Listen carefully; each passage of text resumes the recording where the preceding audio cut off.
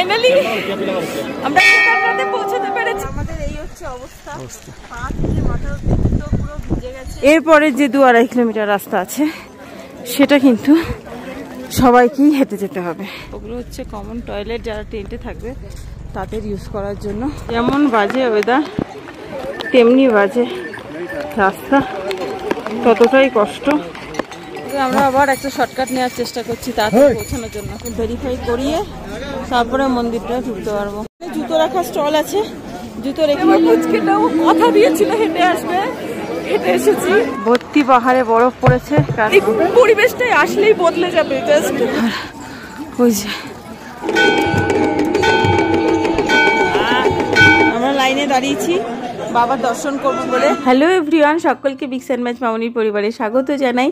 এটা কেদারনাথ ট্রেকিংয়ের দ্বিতীয় পর্ব। প্রথম পর্বে তোমাদের সঙ্গে 30 কিলোমিটার রাস্তার ম্যাক্সিমাম রাস্তার এক্সপিরিয়েন্সটা শেয়ার করেছিলাম এবং রাস্তার সমস্ত ডিটেলস আনুষঙ্গিক অনেক তথ্য শেয়ার করেছিলাম, যেগুলো তোমরা চাইলে দেখে নিতে পারো। আমি ডেসক্রিপশন বক্সে প্রথম পর্বের লিঙ্ক দিয়ে দেবো।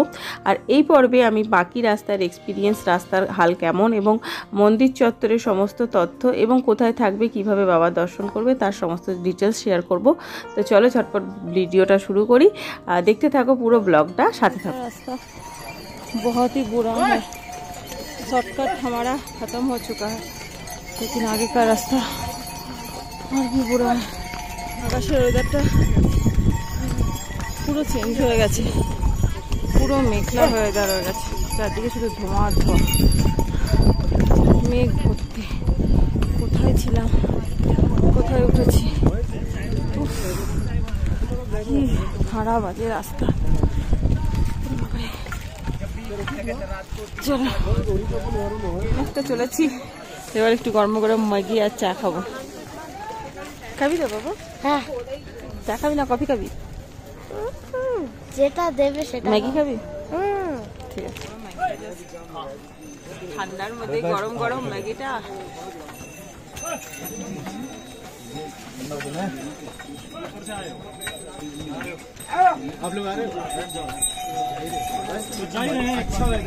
পাহাড় জোর সে বারিশ हो रहा है, খুব জোরে জোরে বৃষ্টি পড়ছে, বাতাস পড়ছে, এই জন্য সব চায়ের দোকানে ঢুকে এরকম গ্যাদারিং অবস্থা।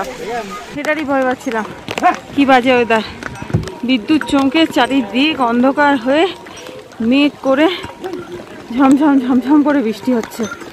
প্রচণ্ড ঠান্ডা লাগছে, তেমন হাওয়া। আমরা সব রেনকোট পরে এখনো অনেকটা। হর হর মহাদেব, এখনো 4-5 কিলোমিটার। তাও বেশ ক্যাম্প। পাহাড়ি মেঘ ভাঙা বৃষ্টি, প্রচণ্ড জোরে বৃষ্টি হচ্ছে, আর চারিদিক মেঘে অন্ধকার হয়ে গেছে। কোন নিচ থেকে লোকজন আসছে, পরে দেখো ডুলি ঢেঙ্কে হচ্ছে। চলো পথে আর বেশি দেরি করবো না, এবার জাস্ট সোজা হাঁটবো। যেমন বাজে ওয়েদার তেমনি বাজে রাস্তা, ততটাই কষ্ট। বারবার বলছি, এই খচ্চর যাতায়াতের জন্যই রাস্তা আরও বেশি কঠিন হয়ে যাচ্ছে পথ চলা। আর এরই মাঝে এক টুকরো আনন্দ। কষ্টের মধ্যেও ওই যে উপরে দেখতে পাচ্ছ পাহাড়ে বরফ ভর্তি, পাহাড়ে বরফ পড়েছে, কারণ বৃষ্টি হচ্ছে। রাতে স্নোফলও হতে পারে, আর মাইনাসে তো থাকবেই, সেটাই স্বাভাবিক। তবে ওয়েদার ভীষণই খারাপ, তার সাথে রাস্তাও খুব খারাপ। এতটা রাস্তা মোটামুটি অতিক্রম করে এসেছি। চলো এখনও অনেকটা যাওয়া যাক। এটা ঠিক 12:30 পৌনে 1টার সময়ে হবে। আমরা নিচে বৃষ্টিতে নাজেহাল আমাদের অবস্থা, পাহাড়ের ওপর একটু বরফ থেকে আনন্দ পাচ্ছি। আর এই সময় কেদারনাথে মন্দির চত্বরে স্নোফল হচ্ছিল, সেটা আমরা পরে পৌঁছে গিয়ে জানতে পারি। ভর্তি বরফ পড়েছে, বৃষ্টি হয়ে গেল এতক্ষণ ধরে, পুরো বৃষ্টি, হাওয়া প্রচণ্ড জোরে হাওয়া দিচ্ছে, ঝড় বৃষ্টি।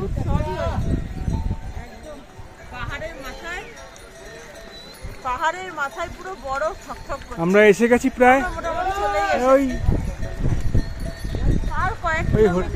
হোটেলগুলো দেখা যাচ্ছে। আর 3 কিলোমিটার গেলেই আমরা পৌঁছে যাবো। বাট পাহাড়ি রাস্তায় 3 কিলোমিটার মানে অনেকটা। অনেকটা। আর আমাদের এই হচ্ছে অবস্থা, পা থেকে মাথা অবধি তো পুরো ভিজে গেছে, পায়ের প্যান্ট কিনে নিতে হয়েছে, ঝোড়ো হাওয়া, রেনকোট পরে যা তা অবস্থা। চলো, হর হর মহাদেব। তোমরা যদি একবারে 23 কিলোমিটার রাস্তা ট্রেক করে একবারে পৌঁছাতে সক্ষম না থাকো, সেক্ষেত্রে তোমরা ব্রেক করেও যেতে পারো। এরকম ওপরের দিকে প্রচুর টেন্ট আছে, এছাড়াও নিচের দিকে বহু আশেপাশে দোকান আছে যেখানে বললে তোমাদেরকে ওরা থাকার ব্যবস্থা করে দেবে। একটু রেস্ট নিতে বসেছি, একটু মাজা সাজা খেলাম, অলজিন খেলাম, আবার এগোবো। বৃষ্টিটা এখন একটু কম আছে, বাট ঠান্ডা প্রচণ্ড ওপরে। আসি করেও বাবার কাছে এসে গেছি করেও এখনো অনেকটা পথ বাকি। এই যে দেখতে পাচ্ছ সোজা ওই যে এই রাস্তাটা যে যাচ্ছে, তারপরে ওই যে ঘরগুলো দেখছো, ওই বেস ক্যাম্প দেখছো, ওই অবধি যাবে, সোজা যেতে হবে, ঠিক আছে। আর ওই যে বাবা আছেন ওখানে বিরাজমান হয়ে আমাদের অপেক্ষায়। তো চলো, আর পারা যাচ্ছে না সিরিয়াসলি, বাবা আর ছেলে আমাকে ছেড়ে ছেড়ে এগিয়ে যাচ্ছে। হ্যাঁ, রাস্তাও খারাপ, পাহাড়ি রাস্তা যেমন হয় আর কি, তার উপর বৃষ্টি হয়েছে যার কারণে রাস্তা পুরো ভেজা, স্লিপারি হয়ে রয়েছে। যদিও এখন টোটালি বৃষ্টিটা থেমে গেছে আর ঝলমলে রোদ উঠেছে, রাস্তা পুরো কাদা কাদা হয়ে গেছে। ঘোড়া খচ্চরের পটি আর বৃষ্টি, জল, কাদা পুরো ক্যাচপ্যাচ প্যাচপ্যাচ করছে। এই দিয়েই যেতে হচ্ছে আমাদেরকে। ওই যে আমার বর ছেলে কাছাকাছি আসতে পেরেছি, হলুদ আর লাল রঙের রেনকোট পরে। রেনকোটটা আর খুলিনি, আবার যদি বৃষ্টি হয়। আর ওই যে অতটা যেতে হবে। সমস্যা হচ্ছে আমাদের পায়ে জুতোটা ভিজে গেছে, এর জন্য হাঁটতে ভীষণ কষ্ট হচ্ছে। তো এই মুহূর্তে তো এটা পরেই যেতে হবে, কিছু করার নেই, তারপরে না হয় দেখা যাবে। তবে একটা জিনিস ঠিক, এই গোটা ট্রেকিংয়ে যত উপরে উঠছি সবাই আমার ছেলের প্রশংসায় পঞ্চম। এই যে বাবা কাকা, এতটা যে ও হেঁটে আসবে এটা আমরাও ভাবতে পারিনি, সত্যি অবাক লাগছে। ওই যে ওয়েদার ভালো হওয়াতে আবার হেলিকপ্টার রওনা দিয়েছে। তো দেখো সারি সারি হেলিকপ্টারগুলো যাচ্ছে, ওরাও যেদিকে যাচ্ছে আমরাও সেদিকে যাব। রাস্তা এখানে সবই খারাপ, তবে আমরা আবার একটা শর্টকাট নেওয়ার চেষ্টা করছি তাড়াতাড়ি পৌঁছানোর জন্য। এই যে শর্টকাট দিয়ে আমরা ওই বেস ক্যাম্পে পৌঁছাবো। চলো, ওরা এগিয়ে গেছে। বাবা ওই দাদাগুলোর সাথে এলো এতক্ষণ হেঁটে হেঁটে। Thank you, bye bye. চলো বাবা, কত হেল্প করছে সবাই তোমায়, তাই না? আমরা বেস ক্যাম্পে কাছাকাছি পৌঁছে গেছি। এই অবধি ঘোড়া, পিট্টু, ডুলি যা কিছু যাবতীয় এই অবধিই যায়, এরপরে আর যায় না। এরপরে যে 2-2.5 কিলোমিটার রাস্তা আছে সেটা কিন্তু সবাইকেই হেঁটে যেতে হবে, সে যে যাতে করেই আসুক না কেন। তো এই যে দেখতেই পাচ্ছ এখানে সবাই সবার ঘোড়া খালি করে দিয়েছে, বাস এখানেই শেষ। আবার এখান থেকে যারা গৌরীকুণ্ডে নামবে তারা ঘোড়া করবে। তো আমরা বেস ক্যাম্প অবধি পৌঁছেই গেছি। তোমরা কি কিছু দেখতে পেলে? আমি কিন্তু দেখতে পাচ্ছি, মনের চোখ দিয়ে দেখো, ঠিক দেখতে পাবে, ওইখানেই মহাদেব বিরাজমান। হর হর মহাদেব। বেস ক্যাম্পের অনেক আগের থেকেই থাকার অনেক ব্যবস্থা আছে, তবে বেস ক্যাম্পের পর থেকে প্রচুর টেন্ট অ্যাভেলেবেল তোমরা পেয়ে যাবে। টেন্টের রেন্ট 500 থেকে 1000 পর্যন্ত থাকে, এগুলো সিজনের ওপর একটু ডিপেন্ড করে। এছাড়া কেদারনাথের কাছাকাছি প্রচুর হোটেল আছে, যেখানকার বেশ কিছু নাম্বার আমি ডেসক্রিপশন বক্সে দিয়ে দেবো, তোমরা চাইলে সেখানে যোগাযোগ করতে পারো। আর ডরমেটারি ব্যবস্থাও আছে। আর এছাড়া GMVM কটেজ এবং টেন্টের ব্যবস্থাও আছে, যেগুলো অনলাইনে বুক করতে হয়। সিজনের ওপর হোটেল বা টেন্টের ভাড়াটা ডিপেন্ড করলেও GMVM এর ভাড়া কিন্তু একই রকম থাকে। এই যে বেস ক্যাম্পটা, এখানে ঘোড়ারই ভিড়, মানুষজনেরও ভিড় আছে, মানে খচ্চরের ভিড় আছে আর মানুষজনের ভিড় আছে, নামছে অনেকেই। আর ওইদিকে সব টেন্টগুলো আছে থাকার জন্য। আর 1.5 কিলোমিটার মতন বাকি। চা না খেলে আর এনার্জি পাচ্ছি না, চা খাই, খেয়ে আবার হাঁটা দেবো।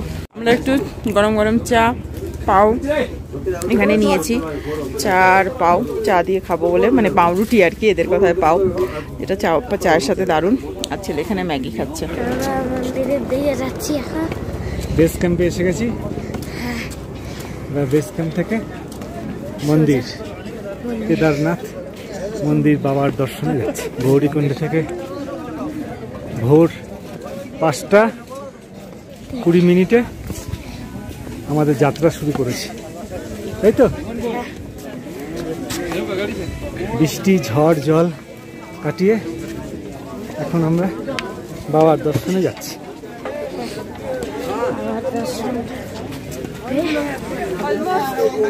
চারটে বাজে, হ্যাঁ 4টে বাজে না, 4:45 বাজে। আমরা বেস ক্যাম্পে আছি, বেস ক্যাম্প ছেড়ে চলে এসেছি।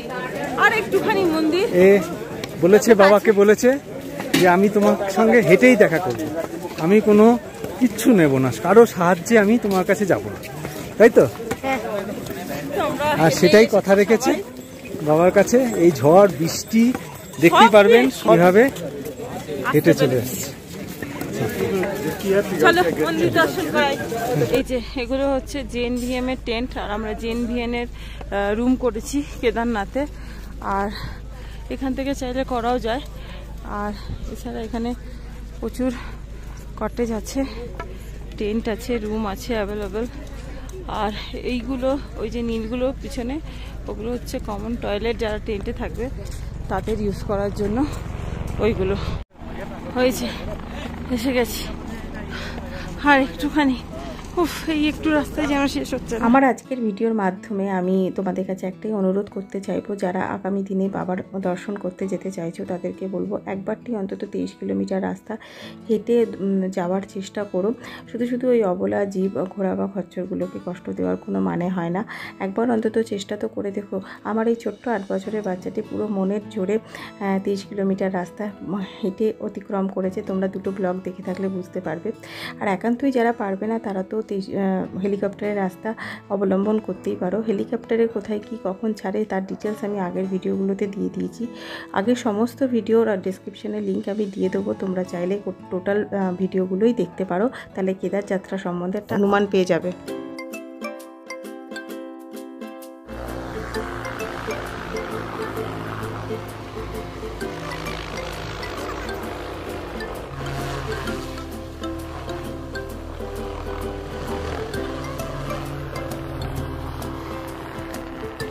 কেদার যাওয়ার রাস্তা, এখানে সব থাকার টেন্ট আছে। এই যে বাঁ দিকে হচ্ছে হেলিপ্যাডটা, এই সেই হেলিপ্যাড। আর হেলিপ্যাড থেকে মন্দির জাস্ট 300 মিটার দূরত্ব।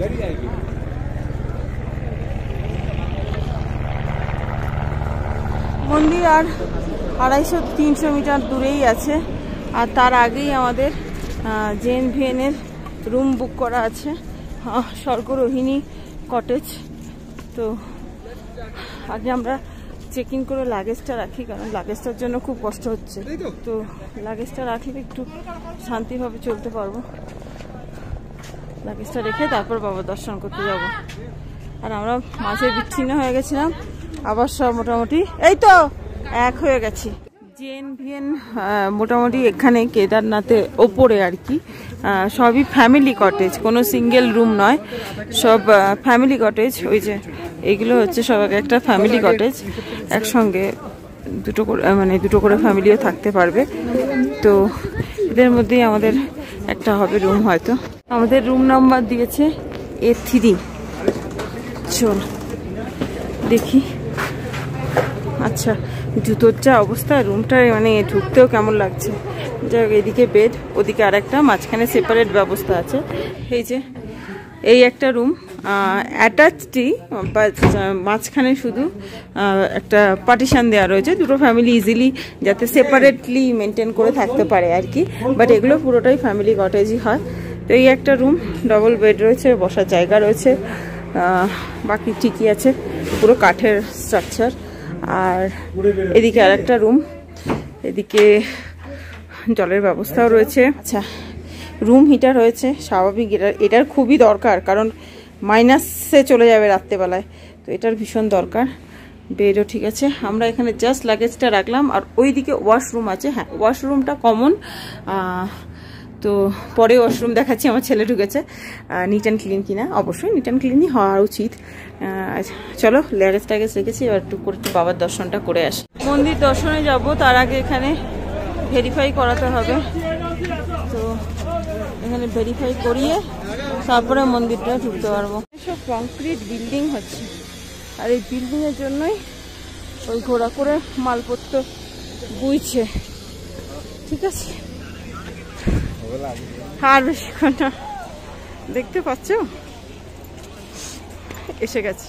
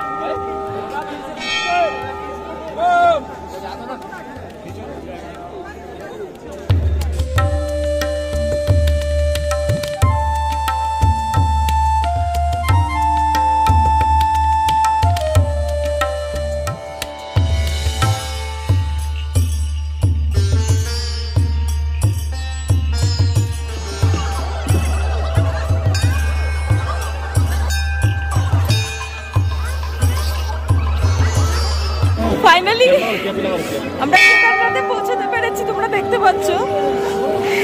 যবে থেকে বাবাকে চিনেছি তবে থেকে আমি এখানে আসার জন্য ভক্ত। এখানে আসার ইচ্ছা আমার বহুদিনের, আজকে সেটা পূর্ণ হয়েছে। 22 কিলো 30 কিলোমিটার যাই হোক না কেন হেঁটে এসেছি, বিন্দু মাত্র হাত পা ব্যথা নেই। আর তোমরা এই পরিবেশটাই আসলেই বদলে যাবে, জাস্ট এটা একটা অদ্ভুত অদ্ভুত ফিলিং। আমার পুচকেটাও কথা দিয়েছিল হেঁটে আসবে, হেঁটে এসেছি। আমরাও সার্থক, বাবা আমাদের সহায় হয়েছে, আমরা খুব খুশি। হর হর মহাদেব, সবার বাবা মঙ্গল করবে, সবার।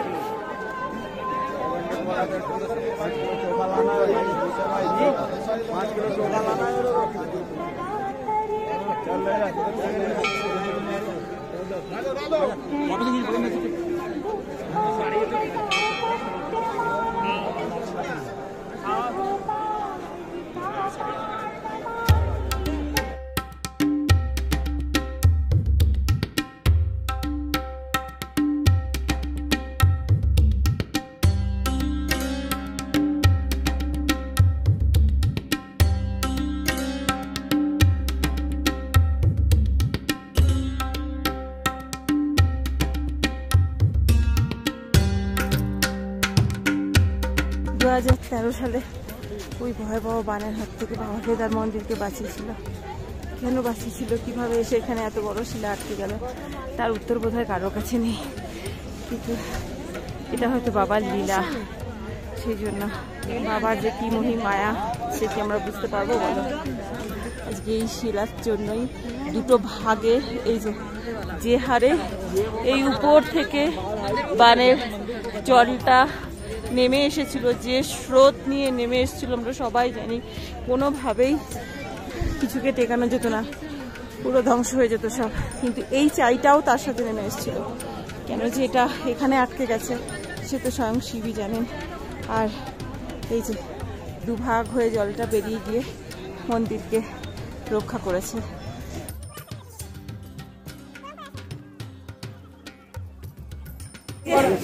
পেছনে ভীমশিলা, যার গল্প তোমাদের সঙ্গে আমি শেয়ার করলাম, তোমরা অনেকেই জানো।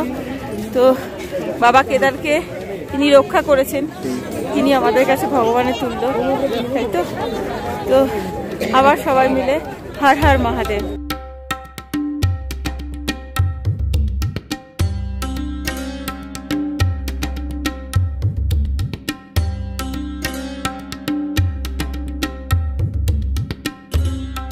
চারিদিকটা পাহাড়ে ঘেরা আর বরফাচ্ছন্ন। ওই যে এখনো দেখতে পাচ্ছ ওইখানে আভা, সবাই ইমাজিন করতে পারে যে ওখানেই বাবা আছে। প্রচুর লোকের ঢল হয়েছে, একটু পরেই সন্ধ্যা আরতি হবে, আমরাও সন্ধ্যা আরতি দেখবো। বিকেলের মধ্যে মন্দিরে পৌঁছে গেলে তোমরা চাইলে বিকেল বেলাতেও বাবার কাছে পুজো দিয়ে রাখতে পারো, কারণ সকালের তুলনায় বিকেলের দিকে পুজো দেওয়ার ভিড়টা বা লাইনটা অনেকটাই কম হয়। যদিও আমরা পরের দিন সকালে পুজো দিয়েছিলাম, সেই ভিডিও তোমাদের সাথে পরের পর্বে শেয়ার করব। আর মন্দির চত্বরে সন্ধ্যা আরতির আগে অথবা সন্ধ্যা আরতির পরে 8:30 9টা পর্যন্ত তোমরা পুজো দেওয়ার সুযোগ পাবে। জুতো রাখার স্টল আছে, জুতো রেখে দর্শন করতে যেতে পারো। আমরা এখানে জুতো রাখবো, এখানে আমরা লাইনে দাঁড়িয়েছি বাবার দর্শন করবো বলে। পুজো হয়তো সকালে দেবো, কিন্তু এখন বাবার একটু দর্শন করে আসি হালকায় হালকায়, কারণ সকালে প্রচন্ড ভিড় হয়। মন্দিরের কাছাকাছি চলে এসেছি, ভেতরে তো ভিডিও করা যাবে না, তো আমরা আস্তে আস্তে ভেতরে ঢুকবো। মহাদেব মহাদেব মহাদেব। আমরা লাইনে দাঁড়িয়ে আছি দর্শনের জন্য।